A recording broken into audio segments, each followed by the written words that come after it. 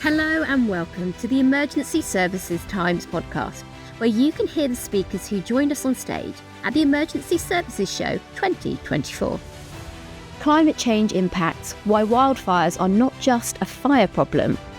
Listen to wildfire experts Guillermo, Rein, Rob Gazzard and Andy Elliott as they discuss why wildfires are everyone's problem, and that without ownership by those who can influence change, the problem will simply remain. Right, so maybe we should start off with some definitions. What is a wildfire? Okay, thank you for the introduction. And it is wildfire, not wildlife. But Did I say wildlife? everybody says. I'm so sorry. Everybody says wildlife. Yeah, we're talking about wildfire. So to try and set a context, as well, most people think of wildfire as the thing that you'll see from California, from Australia, these huge sort of mega infernos. In the UK context, that's not quite so true.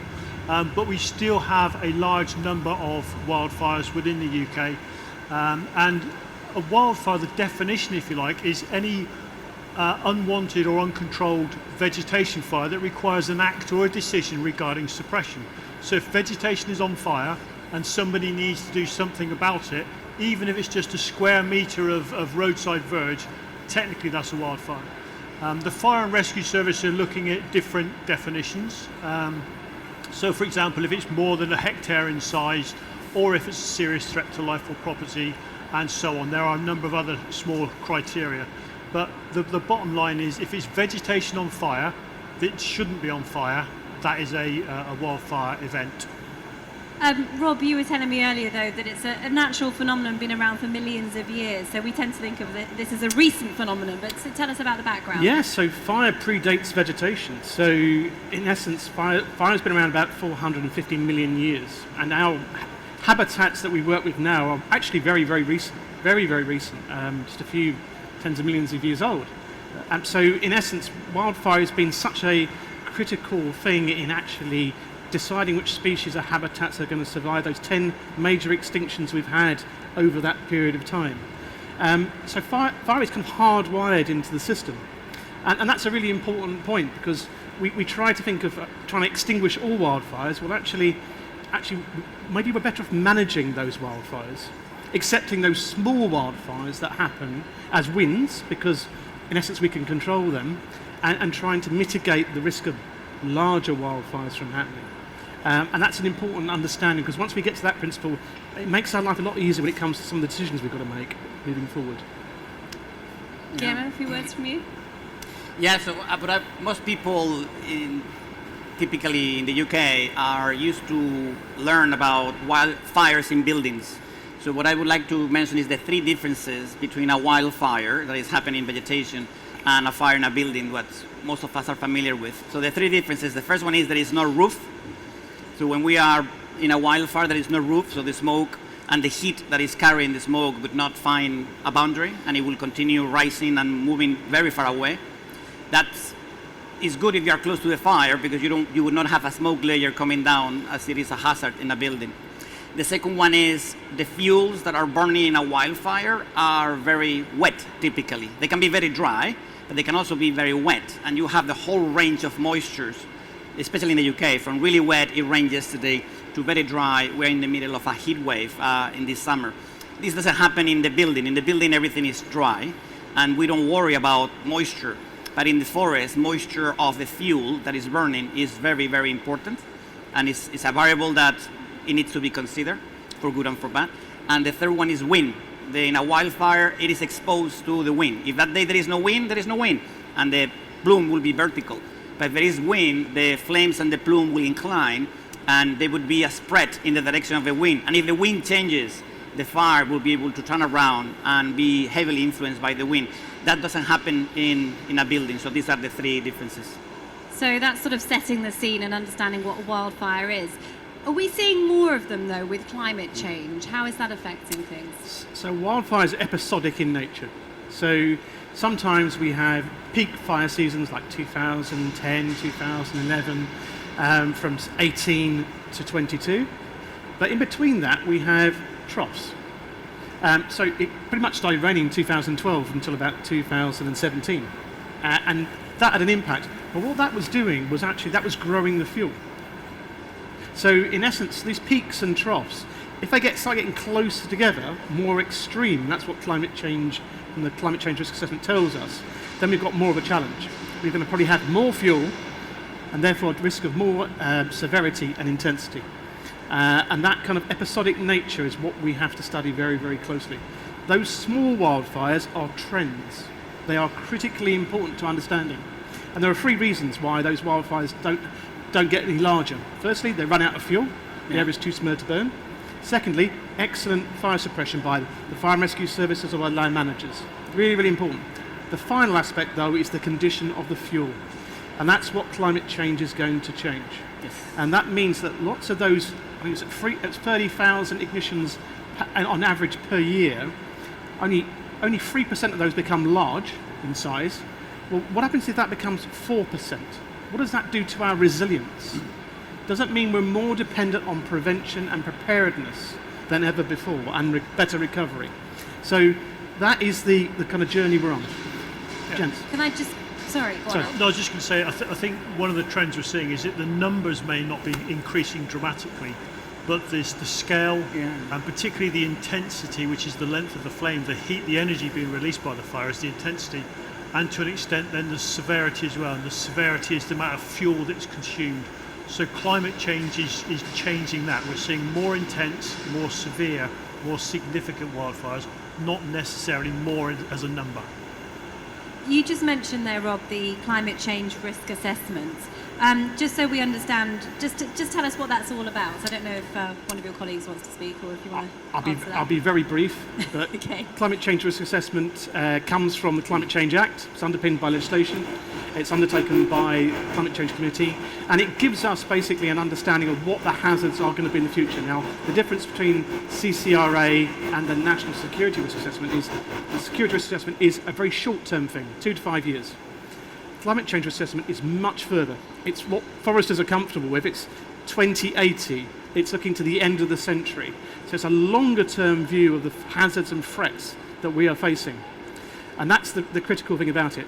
From that, government devised the National Adaptation Programme, which we're on virtually currently number 3, and in there are wildfire actions. And I understand that this climate change risk assessment talks about the interdependencies of hazards. Maybe, Guillermo, you can explain a bit about that. Yeah, so this is actually quite important, and this is what is being discussed here with Andy and with Rob, is whenever we look into number of wildfires all around the world, this could be Australia, Canada, United States, I'm from Spain, the Mediterranean, even the UK, the number of wildfires is not clearly increasing or decreasing, the number of wildfires. But when we look into what those wildfires have done in terms of damage to people, homes, and the ecosystem, wherever we look, we see an increase of the bad wildfires. I call them bad wildfires. So there is a worldwide increase of the fires, the wildfires that we worry about. And that also means if the number of wildfires is steady, but the number of bad wildfires is increasing, it means that the number of good fires, the ones that Rob was referring to, the ones that actually help the ecosystem to regenerate and to clean, it means that the number of good fires are going down. And this is exacerbated for many reasons. One of them, not the only one, but one of them is climate change. And there is a link here between heat waves, which are now uncontroversially linked to climate change, and wildfires. And the UK has unfortunately the milestone that in the summer of 2022, you might remember what happened in 19th of July of 1922, there was an incredible number of wildfires all over England, in particular the south of England, in particular actually the city of London. Was that when we hit 40 degrees? Yeah. Yes, it was a very intense heat wave. It was not the only one, but it was a very intense heat wave. Something happened in that heat wave that suddenly wildfires were popping up everywhere. And I mean, I live in London, so it was the busiest day of the London Fire Brigade since the Second World War, which tells you that day, 19th of July, London at least, was at war with wildfires. It was unprecedented. No one was prepared for this. The London Fire Brigade or Londoners will not forget about it, but it has not happened again since then. And the question is this going to happen again? Are other cities around the world to be preparing themselves to scenarios like this? It is quite concerning. And this has a link with climate change and the increasing worry of experts about wildfires. And we can also link onto that to things like interdependencies of things like drought or prolonged dry period. Those fires actually started in 2016. That was the beginning of the prolonged dry period. And it wasn't until 2018 when the fire started, so there was a run-in to that period, and the peak was 2022. So we had heat wave, prolonged dry period, drought, we had flooding in between that was happening. You go to Paradise, the fire that happened there that destroyed Paradise, it flooded literally days later and killed more people. So all these things are interconnected. Pests and diseases in plants and animals, these are connected. So we just can't think of wildfire on its own. It's actually linked to lots of other things that are happening. And getting out of that silo is critical to our thinking to build resilience. Going back to your comment just there, why flooding? Why are floods connected to droughts? Part of the reason we get severe flood events after wildfires is the wildfire destroys the fabric that holds everything together. So if the fuel is gone, then there's nothing in the landscape to hold flood water back. So if you get a severe rain event recently after flood, then that water will just run off the surface, whereas with vegetation it's held within the surface. It can also create landslips and other natural disasters as part of that. So they kind of escalate. One leads to another, and they build up and become worse. Connectivity. Talking of connectivity, is there a common theme to these wildfires? In the UK, yes, and it's us. The wildfire events we get in the UK are all human-induced. There are very, very few natural causes of wildfires. Lightning is the only conceivable natural cause in the UK, and very few records exist to suggest that that's an issue. So all of those fires are created by human activity, one way or another, accidental through agricultural processes, some will be deliberate, a whole range of causes, but they mostly come back to us. So we are the common thread. And then we can link that humans define the land management, they define the habitats and the species that grow. And then the final part of it is actually when an incident happens, a wildfire occurs, we make decisions about what we're going to do about it. So this is all human elements to it. So this isn't just about fire sciences and physical sciences, and not just about trees and stuff, but actually we are part of that decision-making process from preparedness, prevention, response and recovery. And there's a golden thread running through these things. And if we can connect that golden thread, we'll have better response from better preparedness and prevention, and then improve recovery so we have less intense wildfires the next time on that site. And that's again another linkage there we've got to think about. Yeah, in this theme, the theme of people is one thing that we have in common in wildfires, or society, is I'm a fire protection engineer, so for us it's very important to protect people, our homes, and also the environment, but we put them in this order: life, property, and infrastructure. And wildfires in the UK find it really relatively easy to find people. The UK as a nation has people everywhere. It's not like in Canada. In Canada they have the concept of wilderness when there is absolutely no one in hundreds of kilometers. In the UK, in Europe in particular, we have people everywhere. So a wildfire will find someone and this person needs to be protected, and their homes and the infrastructure and their hospitals and the schools need to be protected as well. And that is a common thread that we have in wildfires. You mentioned there preparation and prevention. So what can we as ordinary people do to prevent these fires from breaking out? There are a number of things, and it depends. The population is widely divided. We've got people working in agriculture, we've got people living at home, we've got the fire and rescue services, we've got government departments, all of which can play their part in preparedness. If we just look at people at home, if we go to other parts of the world where fire is a very common event, people are expecting wildfires, they prepare for wildfires, and they prepare their homes for wildfires. This is kind of new to the UK, so Firewise UK is an organisation that's set up to help homeowners prepare for wildfire events and to give them an element of independence, if you like, from that. I suppose the response coming to their rescue. The fire, as we found out in 2022, the fire and rescue service will always do their best to get there, but sometimes there's a lot of stuff going on. So if people take basic steps to prepare their home, to create space around their home, to consider the plants that are growing in their garden, if they're in a fire-prone landscape, to consider the structures in their garden, their sheds, their log piles, and just do some really simple things, and also look at the potential for embers particularly to get into the structure. If we can stop embers going through windows, through vents, under porches and decks and so on, then we stop the ignition going into the home altogether. Once the home is ignited, then that has a potential to spread fire to other homes and other homes. And we saw that in the UK in 2022. It's a very rare event, but it does happen, and it will become more frequent. So we can start at the home, and then land managers and others we can make the good use of the scientific evidence and research, and of course land management practice as well as part of preparation. Yeah, so the role of awareness is the first step to all of us to help and protect ourselves and protect others. So being aware that wildfires is a hazard is a very important step at society level and authority level.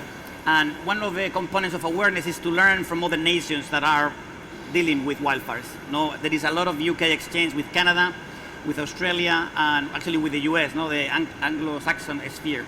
And that exchange happens very often. But it also happens that the UK shares with the rest of the world. That's in two ways. One is the UK has an incredible amount of wildfire experts, per capita actually probably more than any other country in the world, which is unusual. People will say, what, the UK studies wildfires? Actually a lot, but we fortunately or not fortunately, we study the wildfires of others. We study more the wildfire. I've studied more the wildfires in California than the wildfires in the UK. The know-how and the knowledge and the skills are in the nation now, so we can change that, right? And also the UK has a type of wildfire that is unique to other nations that are wandering. Germany, Scandinavia, Poland, Netherlands are starting to see behavior of wildfire that is similar to the fires that we have here in the UK. So this is also the UK teaching the rest of the world. So we're not the only ones with this problem. It's global, and it's not just about California and Australia. It's the wildfire border is moving towards northern latitudes. When you were talking, Andy, about preparing your home, it almost felt like an acceptance that wildfires are going to become a phenomenon we just have to live with. I think that's an important part of our future. We need to recognise that wildfire, not for everybody, but anybody that's in what we call the rural-urban interface, that's where countryside or flammable vegetation, it could be in the middle of London, it could be a park in the middle of London, but where you've got vegetation and homes close together, people should expect that vegetation to burn at some point, and they need to think about what the impact of that will be on their home. It could just be smoke, for example. Smoke is very harmful to health for everybody, whether they're a firefighter, whether they're a person living at home, particularly people with respiratory illnesses. Wildfire smoke is very, very damaging to your health. And just simple things like, if there's a fire, close your doors and windows. We don't regularly have those messages in the UK, but if you go to any fire-prone landscape, the general populace understand what to do. They understand what the ignition causes are.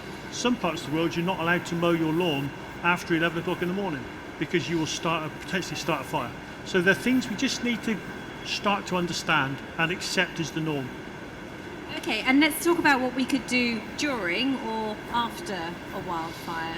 Rob, maybe you have a few words on that. Yeah, so this golden thread of preparedness prevention, what the incident commander has is totally reliant upon what has been done beforehand. Take 2022, for example. If there was no preparedness and prevention in the community, like Andy was describing, they've got very limited options. Very, very limited options. So we need to grow those options for the incident commanders so their decision making can be improved. They've got a bigger depth of opportunities at the end of the day. So that connectivity is really, really important. So when it comes to response, we're going to probably looking at very different ways of doing it in the past. Now, we've already started moving away probably from very water-dominated response to using things like hand tools like they do in other countries, because water is very expensive and difficult and logistically hard to move around a fire ground or rapidly around a county or even a regional area. But actually hand tools could actually be much more effective and quick in doing that sort of initial attack, that first attack that happens really rapidly so you can suppress and keep that small fire before we get to the big fire. Sorry, is this for fire officers firefighters or for ordinary it could be people? land managers as well. Okay. So land managers also respond in partnership and support the fire and rescue services. So bringing those skill sets together is going to be really powerful. So we have the opportunity of bringing the people who do the preparedness prevention into the response environment, the land managers, to help support the fire and rescue services. And you're bringing together then a huge amount of experience, knowledge and skills. And then that leads nicely to recovery. Recovery, if we get it right, we can stop the big wildfires of the future. But recovery starts as soon as response starts. So we've got to think in our incident decision making, actually, okay, I've got this range of options I can do for suppression, but some of them may be detrimental to recovery. It might create a worse wildfire in the future. And we need to be there as land managers to help our fire and rescue service colleagues to give them that advice and guidance and say, well, actually, that's a really good option, suppression, probably not the best one for recovery, but we can get the same outcome if we do things just slightly differently. So we're tweaking our decision making, we're improving it, we're getting smarter, we're learning, we're building on that experience that we've got beforehand. And I think it's the synergy between those two sectors and other sectors that are going to make the big step change in response for the future. Invariably there'll be helicopters and aeroplanes and all the shiny things at the end of the day, but it's as a people issue. If you can make those partnerships, build that trust, build that connectivity, share that experience, we're going to get better outcomes. Because that's what humans have done for the last 300,000 years. We're a community, and when a community works well together, we get great outcomes. Great. Any comments before we go to questions? Yeah, I think Andy? just to continue that really, I think the wildfire journey we're starting is growing momentum now. That affects all parts of the community. So the fire and rescue services are changing the way they respond. They're learning lessons from elsewhere. They're starting to look at that. As Rob said, heavy reliance on water at the moment, but also it's well known that water as a single suppression tool causes irreparable damage to some of our landscapes. So we've got some deserts effectively being created by overuse of water for fire suppression. Washes the seedbed out, washes all the organic material out. You've just got sand and gravel left. So we're all learning, we're all moving forward. The land management sector are changing the way they plant forests, the way that they're managing the crops they grow. All sorts of things are evolving and changing. And that's all supported by scientific evidence from people like Guillermo and colleagues, just to point everybody in the right direction. And that's a great point. We're currently using a lot of professional judgment. We need to move to evidence-based decision making. And Guillermo and the UK Wildfire Research Group colleagues are that massive resource that we've got to work with. And as Guillermo's explained, lots of experience abroad. Let's bring it to the UK. Let's get the evidence there. Let's look at it. Cause and motive Andy spoke about. We've got very poor understanding of cause and motive. So can we build training courses to get better cause and motive and then give that data to people like Guillermo's colleagues, and then suddenly now we're getting a much more intelligent way of addressing some of these challenges. And in this, what I wanted to say is when a fire has happened and the recovery has to start, there is also an opportunity to learn what had happened, which has a role for investigation and for sharing the lessons widely, because then that would help us to prevent the next wildfire or the next catastrophe. So it is important to be aware in that sense also of every single wildfire that can be shared. Great, thank you. If anyone has a question, please do raise your hand and I'll come and find you. Just introduce yourself briefly as well. Thank you very much. Ricardo Latore from the Fire Brigade Union.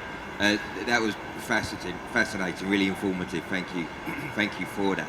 I'm going to roll a couple of questions into one, sorry. I think first, I suppose, is the elephant in the sector for us not if heat wave and wildfire has been on the national risk register for the number of years that it has now, over that same period, we've seen 12,000 firefighters, budget slashed.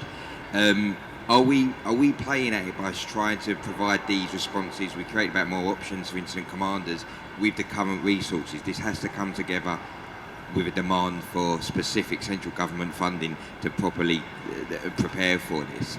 And I suppose, what's your opinion on national standards around this? Because if there isn't, do we not risk creating a sort of postcode lottery approach to how our communities are prepared for this very fast coming emerging risk? Thank you. I can say something later on, but Yeah. go ahead. No, but you go I was just going to say, I mean, there are a number of approaches, of course, and if somebody could come up with a big pot of cash, it's going to help with the response phase. That's unlikely, realistically. So I guess the starting point is to have the best understanding we can, make the best possible use of the resources we have to train people properly and adequately across the piece, not just fire and rescue service personnel, but land managers, even homeowners. So we need to make best use of what we have now. And yeah, things will need to change. We will need to look at the way we address wildfire in a suppression sense. Things like protective clothing needs to be considered. Because at the moment, if you go to Europe, nobody's running around in structural fire kit. They're wearing wildfire PPE. Again, that costs money. Where does that come from? It's a challenge, absolutely. Start by making best use of what we have, and then make the case and get evidence to support the future changes that will be needed, is my start. Yeah, so it is true. It is not denied in the UK that wildfires and heat waves are a concern because of what happened in 2022. It was not an issue before, but the elephant in the room is not what happened in 2022, is that it hasn't happened again since. And how do we address that as a nation? The fact that we had this very scary situation that lasted 3 days, but it hasn't happened again in 2 years, right? Our inability to understand what happened that week, it means that we don't have an ability to know if it's going to happen or not.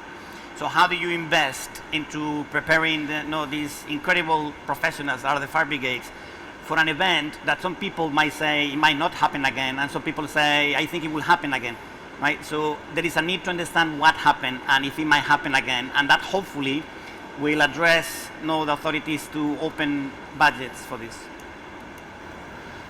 I think just one last point on that. You're familiar with the phrase, strike while the iron is hot, and that's what we tend to do.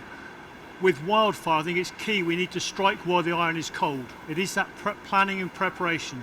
That's how we deal with wildfires. During the suppression phase, it's possibly too late.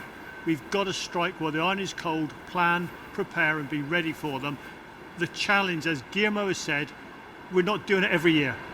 If it happened every year, we would be better prepared, but we're not. It's planning for that event that may happen next year or the year after. That's part of the challenge.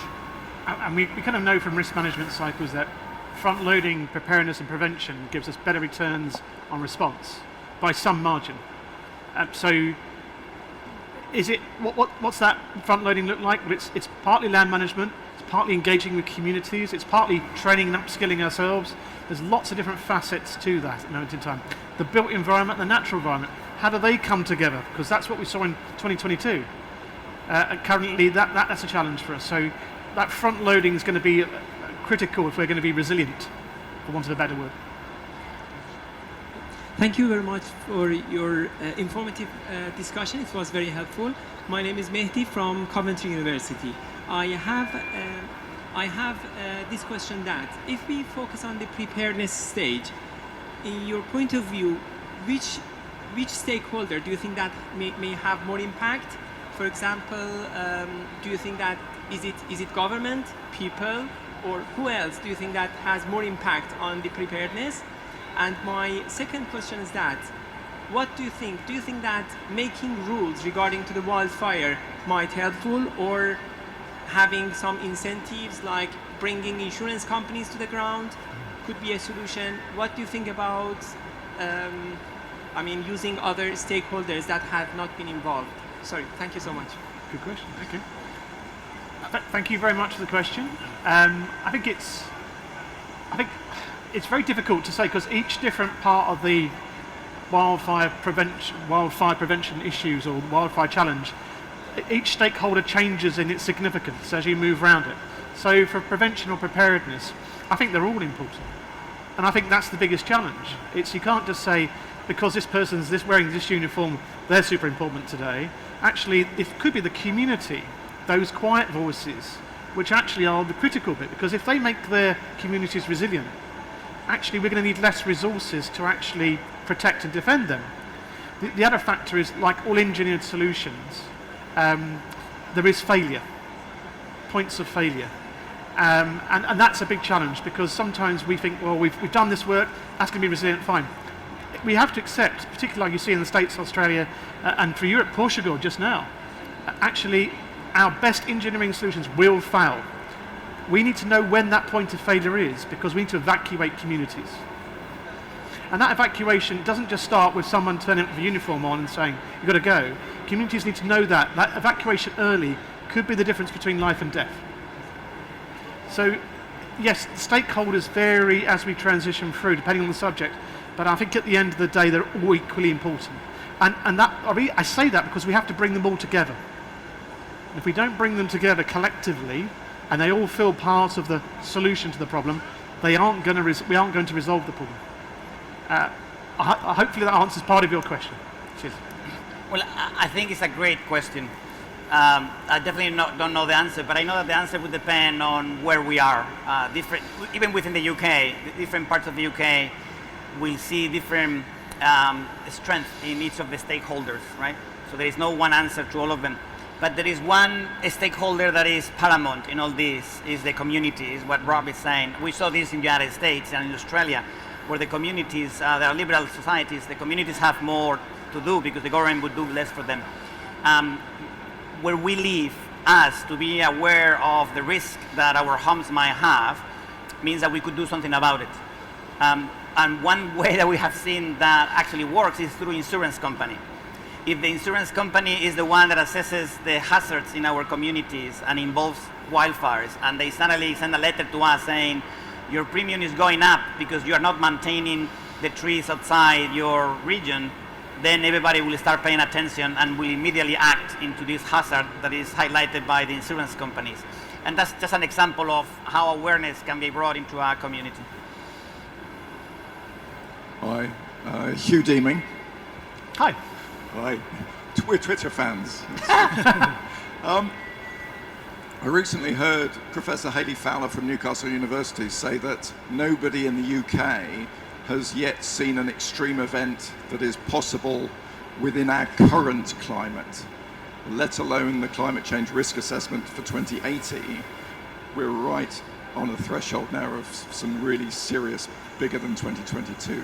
So from your three perspectives, what are your quickest wins for us to take away as an audience today that we could do to increase our resilience to this? How to increase resilience? What's our quick wins for resolving this issue? So, Andy, Yeah, I think the most important thing is that we need to identify the wildfire community, whatever that is, the stakeholders, and they need to talk to each other. If we can get the stakeholders to talk to each other openly, honestly, frankly, and actually discuss the issues, and that is happening. I'm not saying it's not happening, but I think it could be improved. Then I think that dialogue is the quick win, because then we'll start to identify where are we good, where are we not so good, where are the gaps, and start to fill those gaps.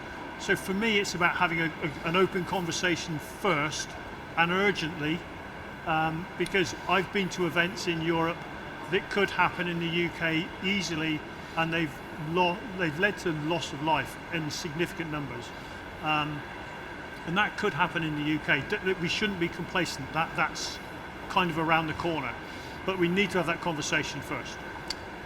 it's a good point you make, Hugh, and I think it's back in my mind quite prominently at the end of the day. We didn't have the wind in 22. We were very lucky. I think it's silos. We need to break those silos down. That's the biggest thing. For human beings, it's culture change, behavior change, it's a social science issue. How do we break those silos down so we can get to the cause of the problem and address the cause? Sometimes we end up dealing with just the symptoms of issues because they're sexy and they're nice and for that sort of things. We need to get to the cause. And that can be a difficult conversation, but we need to have it. And we're going to have to give up stuff. We're going to have to give up power in some cases and say, well, actually, you've got this power, it's legislative power, but actually, are you the right person to deliver it? I don't know, discuss. Those are big, mature adult conversations that countries like Australia and New Zealand and Canada, South Africa have had to have. You look at the way Australia works. It's spatial, the jurisdictions. So you have a Forest Service, which is a fire authority. National Parks, that's a fire authority. The volunteer areas, the fire authority, and then metropolitan areas. The UK, it's just fire service.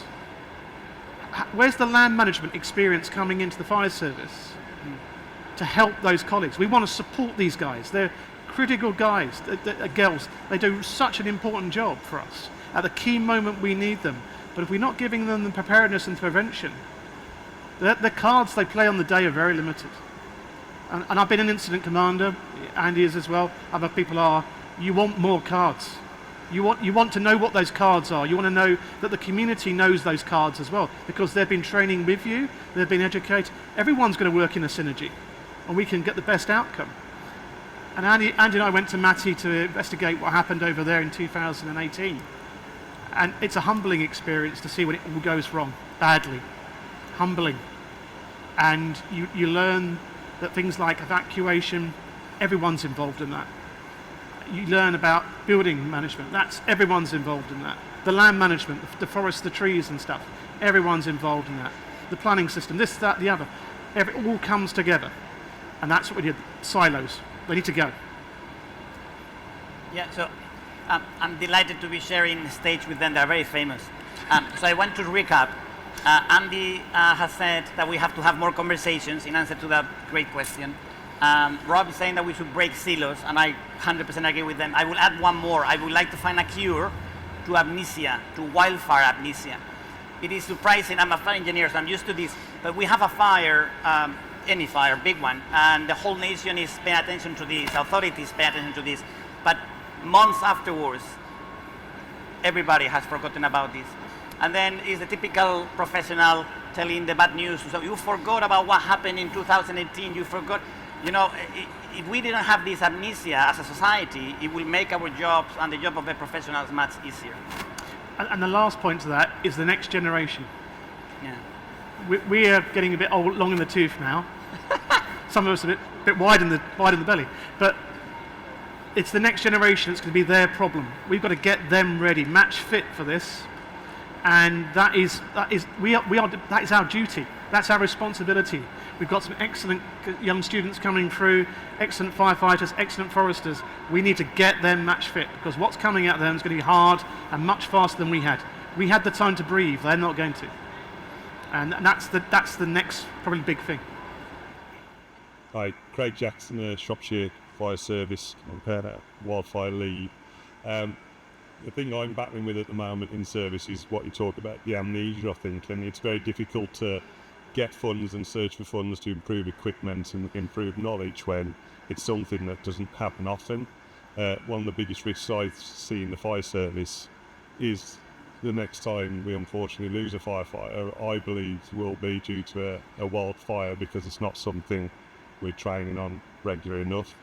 But one of the questions I wanted to ask is, when you look at land management and the sort of work for rewilding, etc., do you see that as an issue, that land managers aren't managing the land as well as they should be, and rewilding is another factor?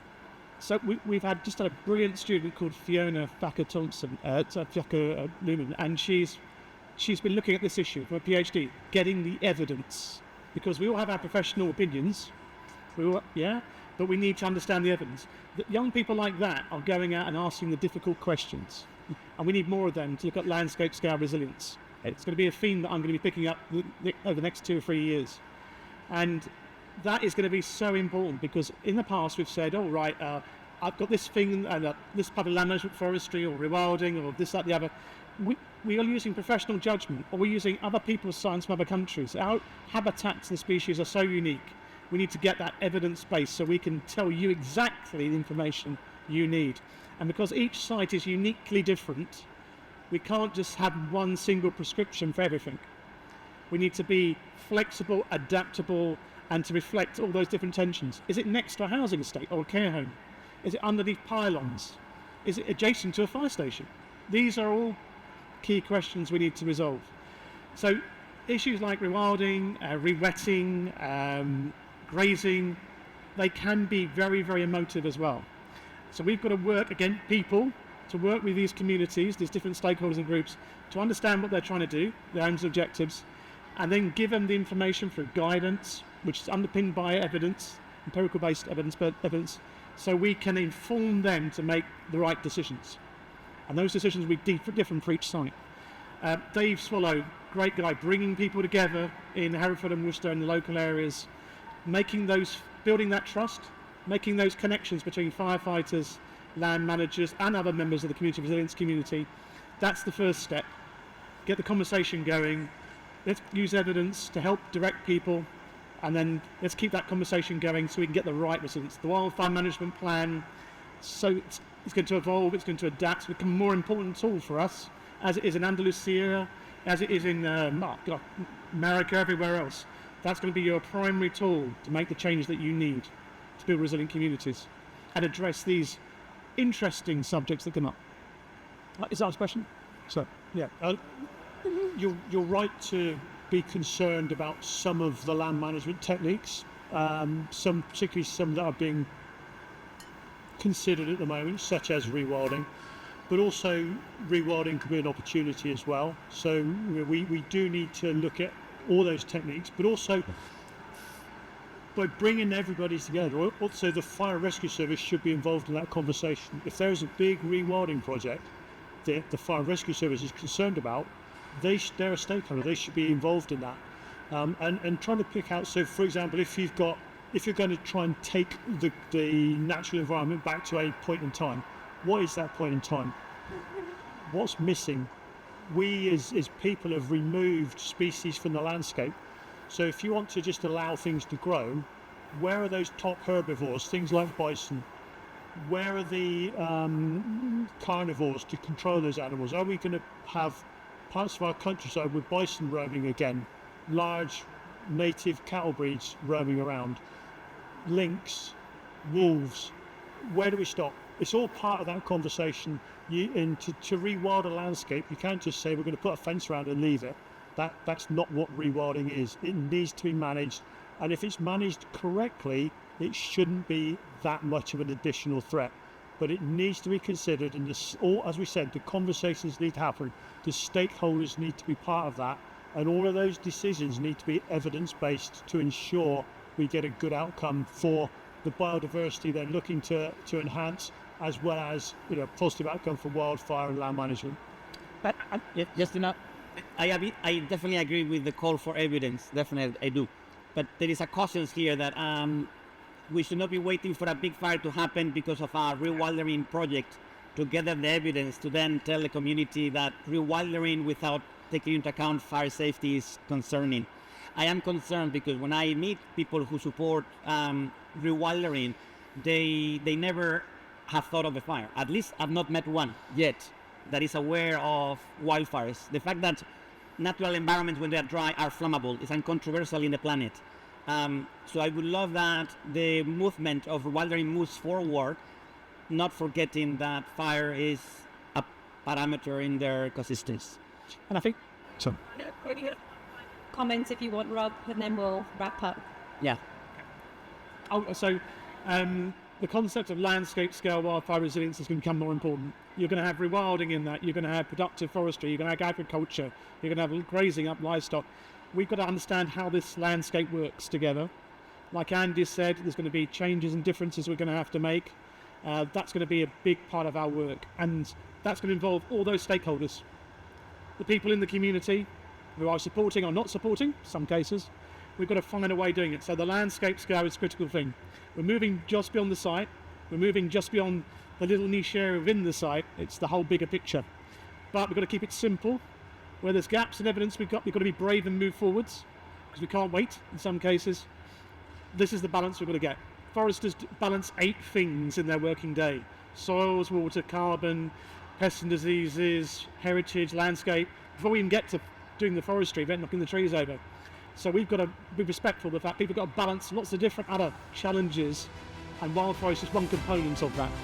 And we've got to find the right balance for them. Okay, thank you so much for our 3 wonderful speakers. Let's give them a round of applause. Well done, well done. Thanks for listening. If you like this session, then be sure to browse the rest of the programme for the show. Share the link and subscribe to receive updates on new content from us. here at Emergency Services Times.